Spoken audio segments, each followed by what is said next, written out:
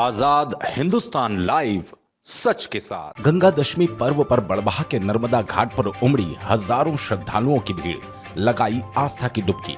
मध्य प्रदेश के बड़बहा नर्मदा घाट पर श्री गंगा दशमी के पर्व पर हजारों श्रद्धालुओं ने पहुंचकर नर्मदा जी में स्नान कर माता गंगा स्वरूप नर्मदा जी का पूजन किया।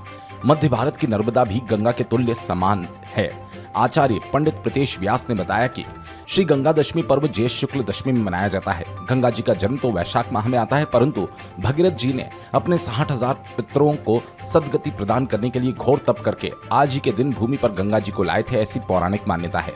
गंगा दशहरा इसलिए कहते हैं क्योंकि आज दशमी तिथि का योग है और ये 10 पाप हरा अर्थात 10 प्रकार के पापों से मनुष्य को मुक्त करती है। आज ही के दिन समुद्रगामी नदी में स्नान का बहुत बड़ा फल माना गया है। मध्य भारत की नर्मदा भी गंगा के तुल्य समाधृत है। इस कारण आज ही के दिन हजारों की संख्या में भक्त नर्मदा तट पर पहुंचकर स्नान के बाद गंगा पूजन करते हैं। बड़वाह से नवरत्न जैन की रिपोर्ट। आज गंगा दशहरे के पर्व पर प्रातः काल से नर्मदा के उत्तर तट पर एवं दोनों दक्षिण तट पर दोनों तटों पर सैकड़ों संख्या में, हजारों की संख्या में दूर दूर से लोग अपने पुण्य भागी बनने के लिए यहाँ पर आए हैं। स्नान कर रहे हैं, पूजन कर रहे हैं, दान कर रहे हैं, यज्ञ कर रहे हैं, कन्या पूजन चल रहा है, अनेक जगह भंडारे चल रहे हैं। गंगा दशमी का महापर्व है। वैसे गंगा जी का जन्म तो वैशाख के माह में हुआ है, लेकिन भगीरथ के अथक प्रयासों से गंगा जी का भूलोक पे अवतरण आज गंगा दशमी के दिन हुआ था।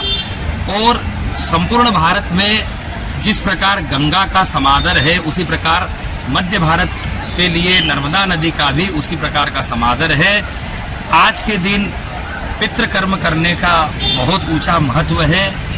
और आज के दिन जो पितरों के लिए किसी भी समुद्रगामिनी नदी के जल से तर्पण आदि कर लेता है, उसके संपूर्ण पितृ मोक्ष को प्राप्त हो जाते हैं। जैसे भगीरथ के संपूर्ण पितृ मोक्ष को प्राप्त हुए थे, सगर के 60,000 पुत्र मोक्ष को, सदगति को प्राप्त हुए थे।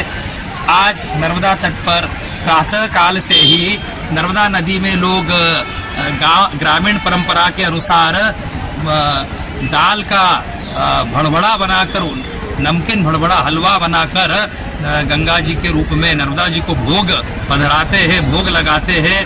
और हलवे का भोग लगाना चाहिए, नर्मदा जी का पूजन करना चाहिए, स्नान करना चाहिए और इस व्रत को करते हुए पुण्य का भागी बनना चाहिए।